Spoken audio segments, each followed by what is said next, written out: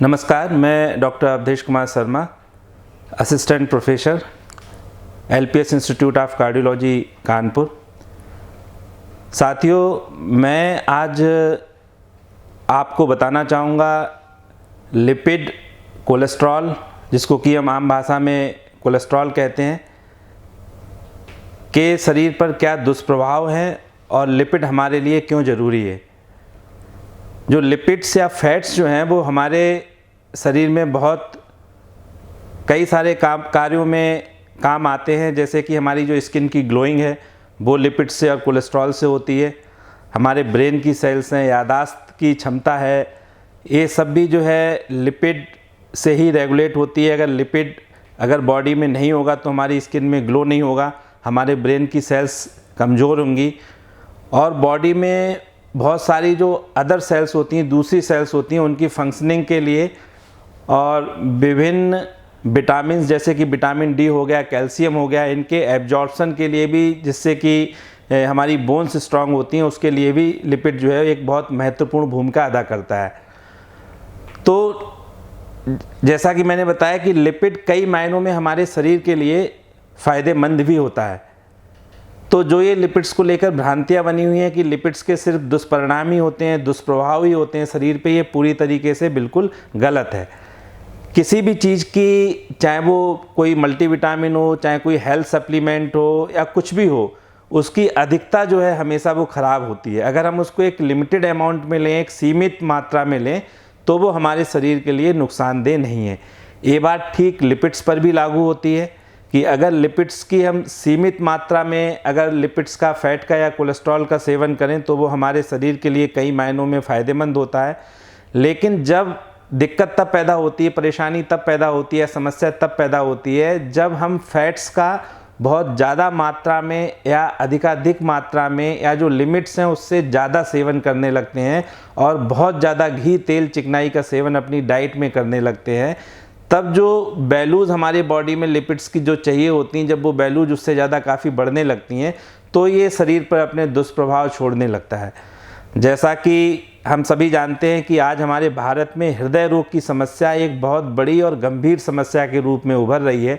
जो हृदय रोग अभी तक 50 या 60 वर्ष के ऊपर सुनने में आता था कि जो हार्ट अटैक या हृदयघात पड़ा है वो 50 या 60 वर्ष के ऊपर के मरीज को पड़ता था, वो आजकल के आधुनिक समय में कारण बहुत सारे हैं। स्मोकिंग है, अनियमित दिनचर्या है, अनहेल्दी लाइफ स्टाइल है। तो ये सब कारण हैं जिनकी वजह से आज जो हार्ट अटैक 50 से 60 साल के बाद पड़ना चाहिए वो इवन 20 से 30 वर्ष के केसेस में भी मेरे कई पेशेंट्स हैं इस तरीके के, जो 20 या 30 वर्ष की उम्र में भी हार्ट अटैक के साथ आए हैं और उनमें फिर ये उनको अपना पूरा जीवन उसी हार्ट अटैक और दवाइयों आदि के सहारे काटना पड़ता है और उनकी जो कार्य करने की क्षमता है वो भी पहले जैसी नहीं रह जाती है।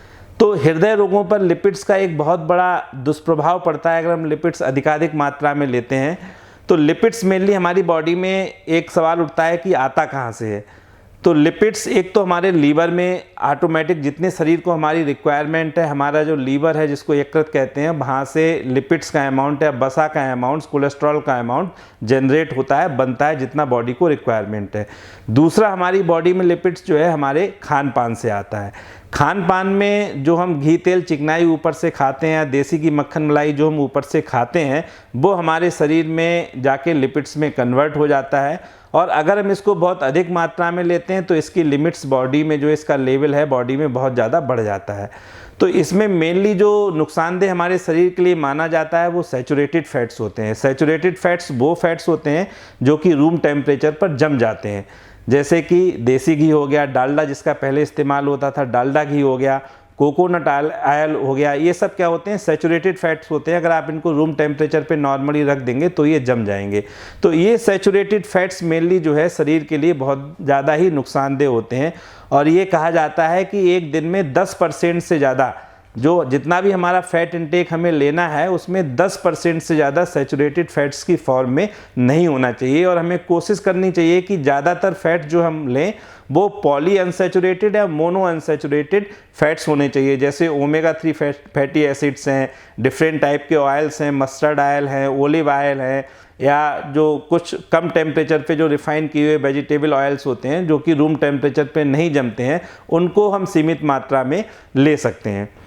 अच्छा, अब बात आती है कि जो लिपिड बढ़ता है या कोलेस्ट्रॉल बढ़ता है तो उसके लक्षण क्या होते हैं, कैसे हमें पता चलता है कि हमारे शरीर में लिपिड की मात्रा बढ़ गई है या कोलेस्ट्रॉल की मात्रा बढ़ गई है।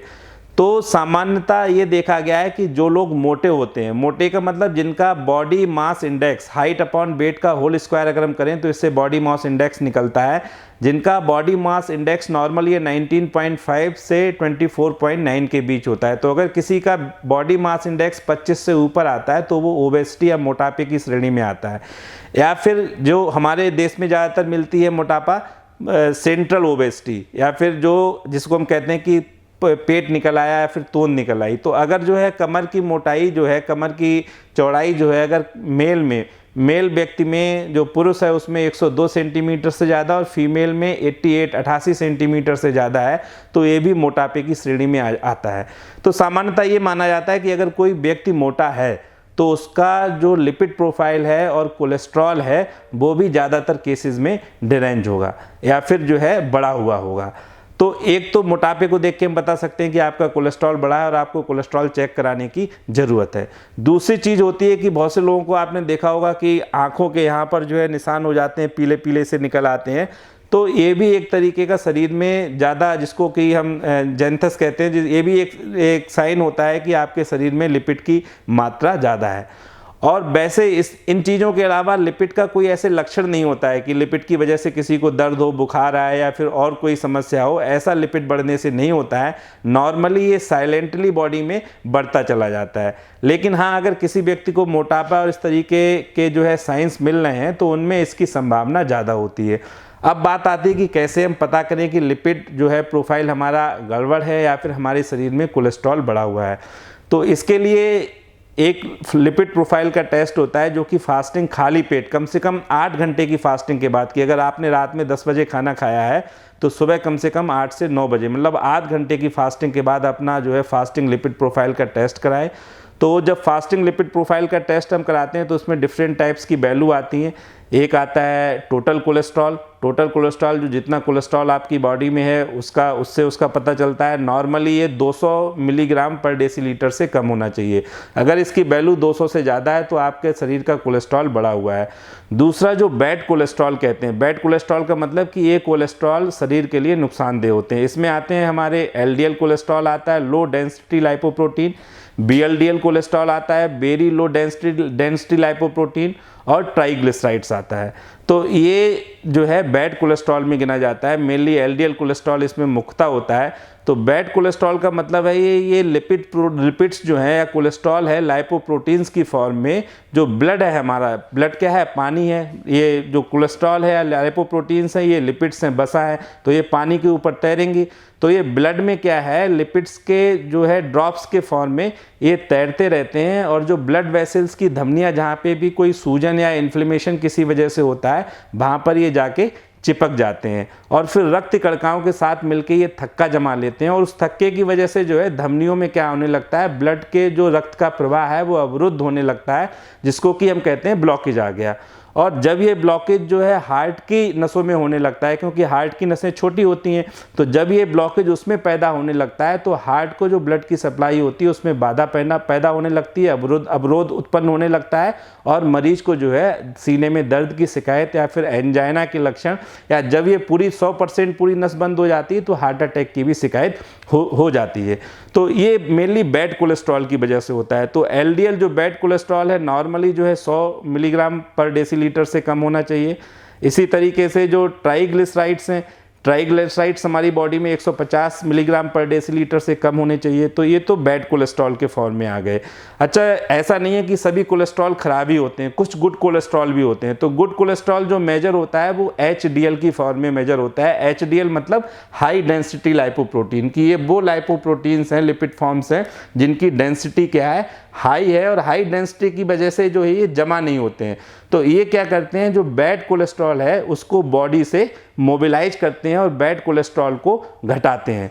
तो जितना ज़्यादा हमारा एचडीएल कोलेस्ट्रॉल का लेवल होगा तो हार्ट अटैक के रिस्क उतना कम होंगे, और जितना ज़्यादा एलडीएल या बैड कोलेस्ट्रॉल का लेवल होगा उतना हार्ट अटैक के रिस्क ज़्यादा होंगे। अच्छा, जो ट्राइग्लिसराइड्स होते हैं, ट्राइग्लिसराइड जिनकी कि मैंने वैल्यू बताई थी नॉर्मली 150 मिलीग्राम पर डेसीलीटर से कम होनी चाहिए, ये मुख्यतः जो है ये खाने से, डाइट से आते हैं, जिसमें कि अगर कोई व्यक्ति आलू चावल का सेवन ज़्यादा करता है तो उसमें ट्राइग्लिसराइड्स के लेवल यूजली ज़्यादा मिलते हैं।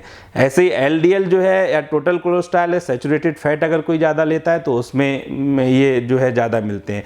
एचडीएल कोलेस्ट्रॉल जो है वो नॉर्मली 60 से ज़्यादा होना चाहिए, 60 मिलीग्राम पर डेसीलीटर से।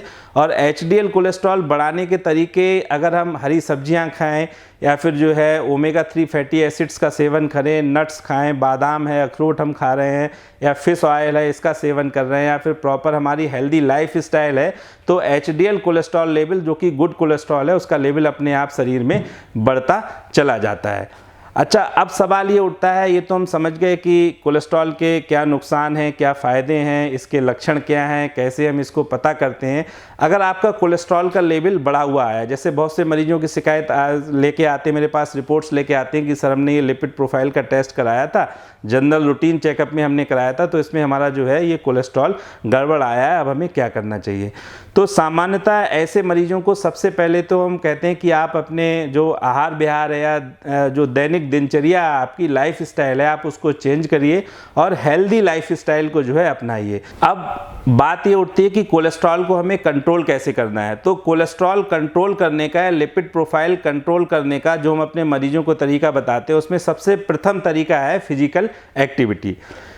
अब मैं ज़्यादातर मरीजों को ये कहता हूँ कि आप फिजिकली एक्टिव रहिए, क्योंकि आजकल की जो हमारी लाइफ स्टाइल है वो क्या है, सीडेंटरी लाइफ स्टाइल हो गई है। ज़्यादातर हम लोगों का ऑफिस वर्क है, कंप्यूटर के सामने बैठकर काम करते रहते हैं दिन भर, और हमारा जो है टहलना, घूमना, भागना, दौड़ना बिल्कुल कम हो गया है। तो हम फिजिकली एक्टिव रहें। अब मरीज ये पूछता है, हर एक का ये क्वेश्चन होता है कि सर कितना फिजिकल एक्टिव रहें। लोग कहते हैं कि हम तो सर दिन भर जो है एक कमरे से दूसरे कमरे ऑफिस में भागते रहते हैं, तो वो फिजिकल एक्टिविटी की उसमें कैटेगरी में नहीं आता है। फिजिकल एक्टिविटी का मतलब है कि वो सभी एक्सरसाइज जिसमें कि आपके बॉडी की ज़्यादातर muscles, more than 90% muscle involve हो रही हैं, जैसे साइकिलिंग है, स्विमिंग है, योगा है, या जो एरोबिक्स जिनको मेनली हम कहते हैं। वेट लिफ्टिंग इन कैटेगरी में नहीं आता है, क्योंकि उसमें एक ही ग्रुप ऑफ मसल्स का इन्वॉल्वमेंट होता है, उसमें एनर्जी का उतना ज़्यादा लॉस नहीं होता है। तो अमेरिकन हार्ट एसोसिएशन और कार्डियोलॉजिकल सोसाइटी ऑफ इंडिया के अनुसार एक व्यक्ति को कम से कम हफ्ते में, एक दिन में 30 मिनट तक और हफ्ते में 7 दिन में 5 दिन तक फिजिकल एक्टिविटी आपको करनी है। या इसको हम सरल शब्दों में कहें तो 30 × 5 मतलब 150 मिनट तक जो है, 150 मिनट तक एक सप्ताह में आपको जो है फिजिकल एक्टिविटी करनी है, जो कि swimming, yoga, cycling, aerobics, running, walking के फॉर्म में होनी चाहिए।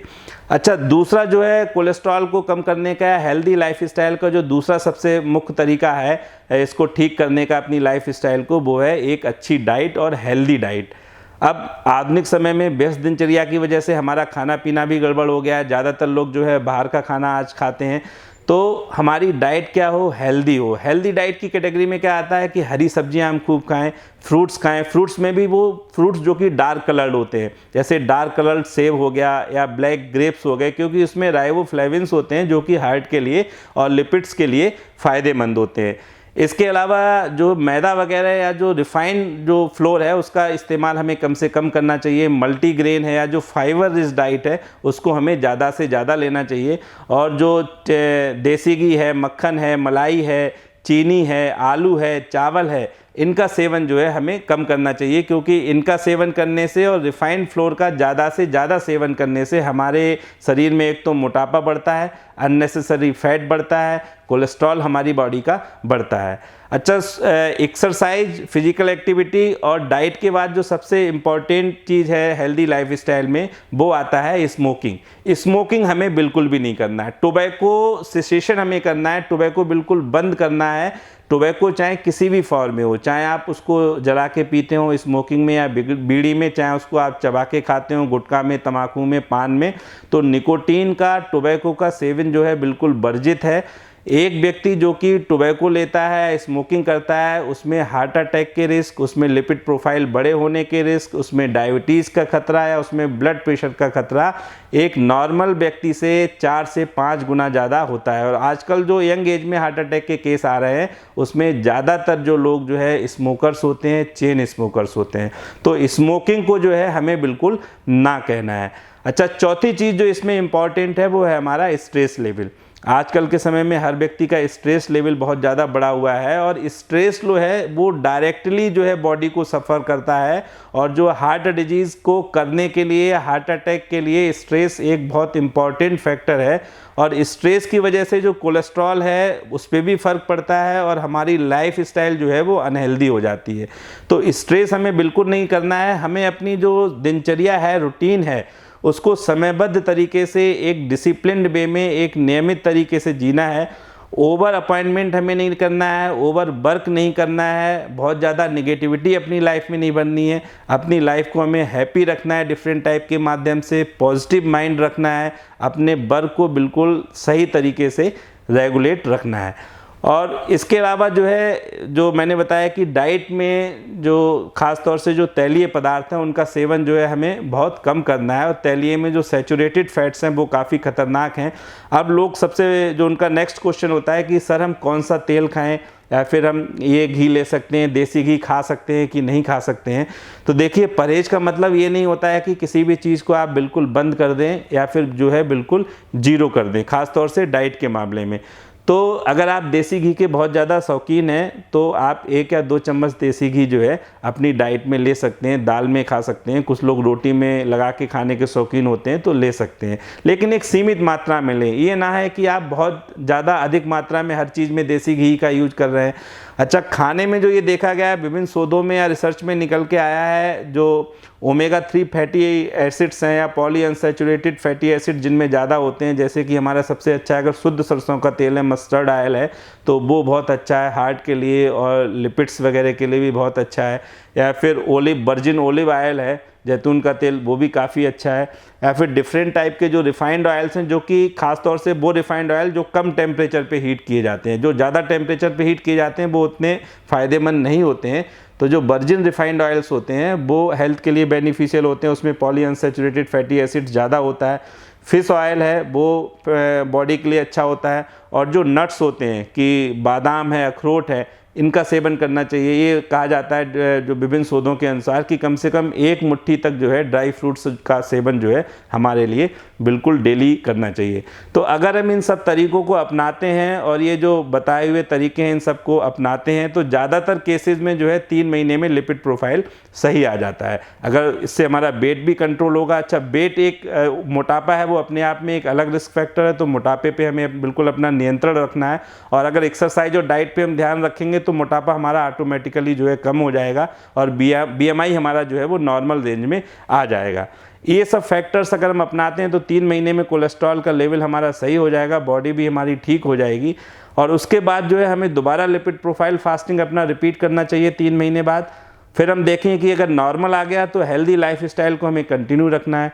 अगर नॉर्मल नहीं आता है पूरा हेल्दी लाइफ स्टाइल अपनाने के बाद, तो फिर इसमें मेडिसिन्स स्टार्ट होती हैं, जो एंटी कोलेस्ट्रॉल मेडिकेशंस होती हैं, जिसमें कि सबसे प्रमुखता स्टैटिन की गोली होती है, एटोरवास्टाटिन या राजुवास्टाटिन की जो गोलियां होती हैं वो फिर हम पेशेंट के लिए देते हैं कि जिससे कि उसका ब्लड कोलेस्ट्रॉल या ब्लड लिपिड्स लेवल जो है वो विद इन नॉर्मल रेंज आ जाएँ। क्योंकि ब्लड लिपिड्स लेवल का, कोलेस्ट्रॉल लेवल का नॉर्मल रेंज में होना बहुत ज़रूरी है हार्ट अटैक को रोकने के लिए, हार्ट की बीमारियों को रोकने के लिए। तो इन्हीं सब बातों के साथ मैं अपनी चर्चा को विराम देता हूँ और आप सब लोगों के स्वस्थ और सुखी जीवन की आशा करता हूँ। धन्यवाद।